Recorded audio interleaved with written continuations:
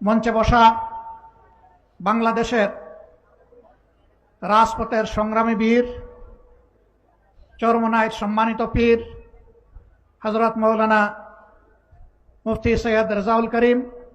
জামাত ইসলামীর পক্ষ থেকে ইসলামী আন্দোলন বাংলাদেশ এবং তার সম্মানিত আমির বাংলাদেশের তৌহিদি জনতার প্রিয় নেতা মুফতি সৈয়দ মোহাম্মদ রেজাউল করিমকে মোবারকবাদ জানাই। জাতির রাজনীতির এই সংকটকালে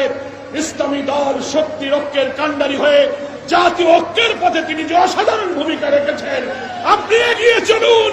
জনগণ ইসলামী নেতৃত্বের পাশে থাকবে। আমিও ছাত্র জীবনে